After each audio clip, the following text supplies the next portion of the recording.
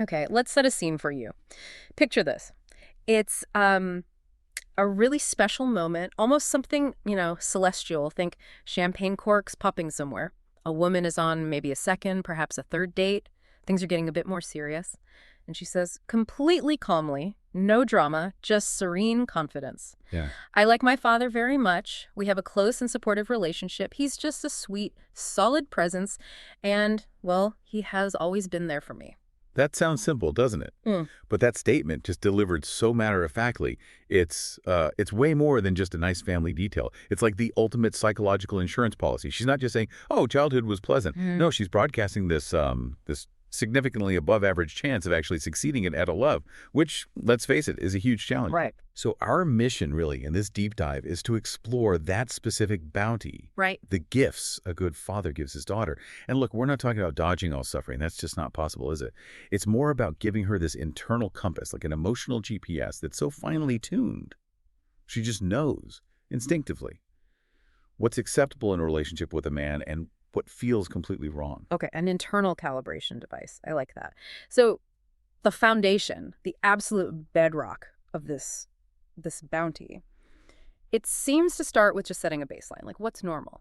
Exactly. It's the gift of normalizing kindness. Yeah. A truly good father makes kindness synonymous with normality. It's just Mhm. what happens. He defines, right there in the core of her developing mind, what a decent man can be like. He makes sure she never has to learn that awful lesson that, intensity or high drama are somehow necessary for affection. So fast forward years later, she meets a genuinely sweet guy, welcoming, sane.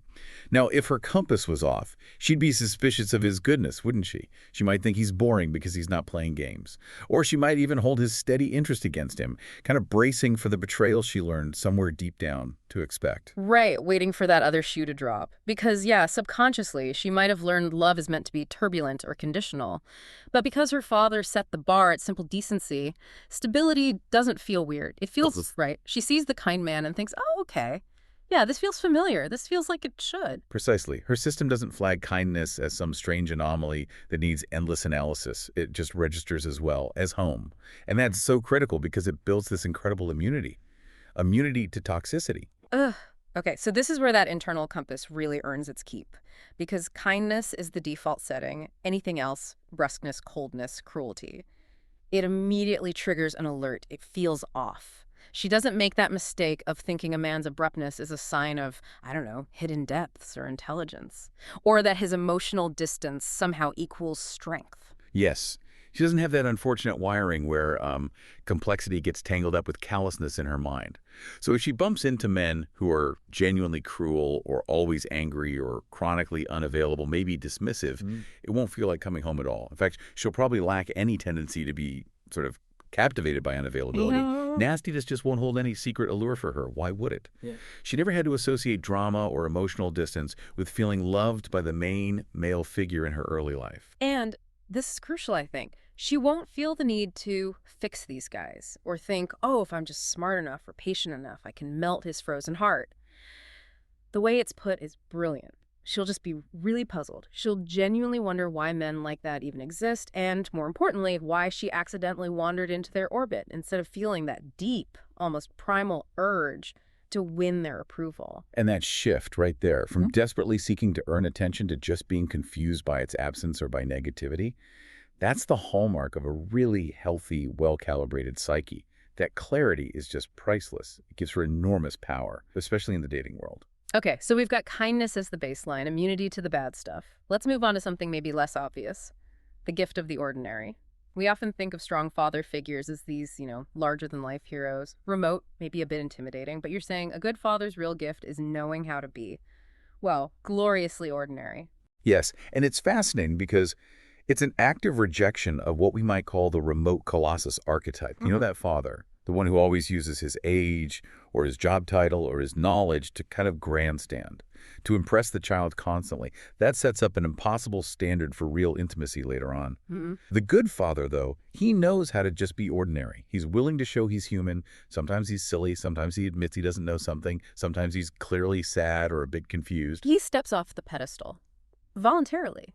By showing his own limits, his vulnerabilities, even his failings, he sets a standard for men that's actually achievable, Right. livable. He's not some all-knowing oracle, just, another person figuring things out. And that lets the daughter connect with him as a real human, accepting his flaws without needing to worship him or fear him. Exactly. And the practical result of this ordinary human approach, it's his consistent presence. He'll been around enough just day to day to leave this lasting impression of his, maybe humdrum, but incredibly precious existence. He actually allows his daughter the gift of taking him for granted, week in, week out, year after year. Taking someone for granted, it sounds so negative usually, but here it's the ultimate psychological security blanket because it means she won't grow up confusing love with that constant ache of pining or loss or just absence. She never internalizes that idea that absence makes the heart grow fonder because presence was the reliable engine of her father's affection.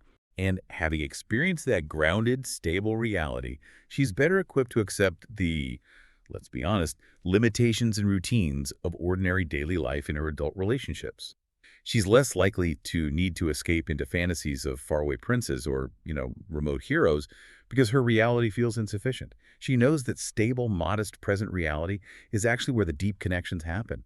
She's felt those quieter, deeper joys of having someone just there, someone modest, someone at peace with their own imperfections. That consistent, ordinary presence really models stability, which leads us neatly into the next big area: dignity and boundaries. A good father apparently models what equality feels like without ever needing to, quote feminist theory or read manifestos. It's all in the practical, everyday actions. It's lived equality, Yeah. like asking for her genuine opinion on fixing a bike tire, or actually listening, really listening, to her points about the money supply for her economics homework. He takes her intelligence seriously long before the world requires him to.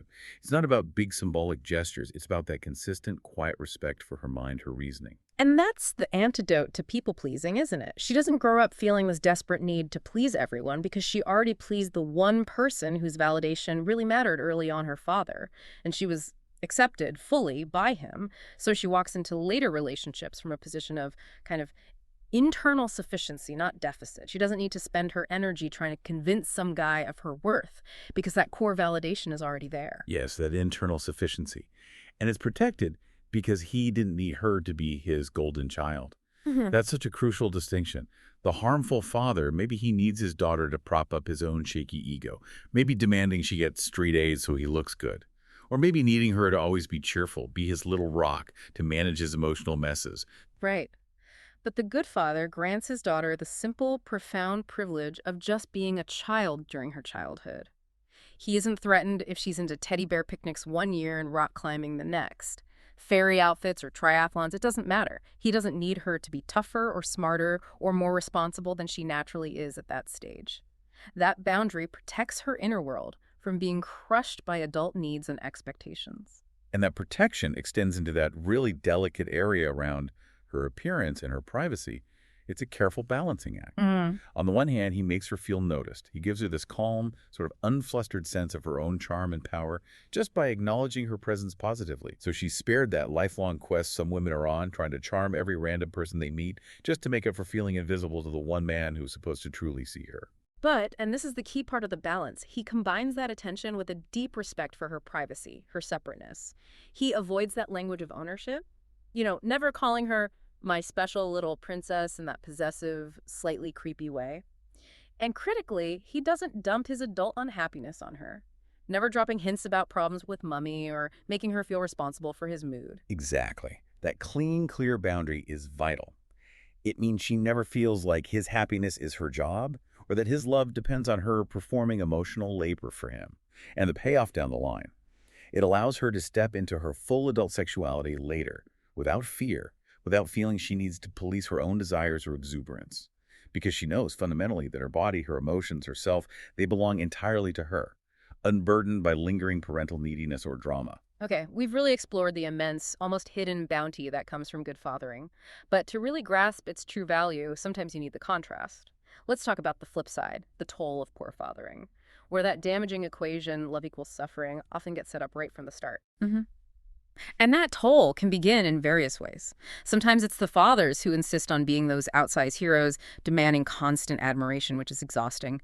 Or maybe their hugs are just too tight. An early signal of boundary invasion, a lack of respect for her autonomy. Or perhaps the most common and maybe most insidious failing, the father whose attention is just perpetually somewhere else. He's preoccupied with work, or maybe a favorite sibling, or obsessed with military history or golf or whatever it is. The daughter just feels like an afterthought. And that feeling, that constant low-level sense of abandonment or not quite measuring up, that's what plants the seed for that lifelong implicit question, isn't it? What's wrong with me? Why can't I seem to be good enough? Mhm. That quiet, painful question becomes her emotional default setting. It shapes how she approaches all relationships later. She learns implicitly that male attention isn't freely given. It has to be earned through relentless, often self-negating effort. That's precisely where the equation gets wired incorrectly. Love gets tangled up with unkindness or absence or proving oneself. And these early failings, they don't just stay in childhood, they ripple outwards. They can manifest in really painful adult patterns. This is what can lead a daughter years later to feel compelled to pay that, completely unnecessary bill to a plastic surgeon, trying desperately to fix an external flaw she thinks is the root cause of her internal unease. Or, so tragically, she might find herself blowing up perfectly good, tender relationships for reasons she herself barely understands. Simply because her internal compass is so miscalibrated, it steers her towards familiar chaos, rather than allowing her to settle into unfamiliar, gentle stability. Because the drama feels like love, or at least the closest thing she learned to recognize. If a relationship is calm, steady, peaceful, her internal alarms go off, signaling danger because quiet contentment feels suspiciously unstable, even threatening. Whereas the ultimate outcome of good fathering is a polar opposite of that frantic, often self-destructive search. It's a woman who doesn't feel the need to plead or beg for attention, who doesn't, crucially, get a secret thrill from being ignored or treated poorly. She won't be overly obsessed with her appearance or status because her fundamental worth was validated early on, from the inside out. And maybe most importantly, she won't refuse love when it's offered authentically because she understands its value and, deep down, knows she is worthy of it without having to perform endless emotional gymnastics. So, when we look around at the adult world, at the relationships we see, we can almost trace these emotional blueprints back to their origins. Whenever we encounter really unhealthy patterns in love, the constant drama, the self-sabotage, the cycles of pleading and withdrawal, we can be pretty certain the story didn't start there in that adult relationship. The roots go much deeper. Exactly. And conversely, whenever we are lucky enough to witness real tolerance, genuine happiness in a relationship, that ability to both give and receive affection reliably and openly, we know there were critical, often unseen factors at play earlier on, crucial antecedents. Somewhere in the past, often quietly and without fanfare, there was probably an unsung hero, maybe that good father, who did the foundational work, paving the way for that future maturity and contentment. Which leaves us with a final thought for you, the listener, to maybe mull over. Think about a man maybe yourself, who finds himself reliably loved by a truly good, steady, sane woman. A woman comfortable with intimacy, capable of kindness. That man enjoying this quiet yet absolutely momentous blessing, he might unknowingly owe a debt of gratitude to another, older man, perhaps someone no longer around. A man who did the unseen work decades earlier. Because that kind of emotional maturity, that capacity for stable, happy love, it's never just an accident. It's always, always facilitated.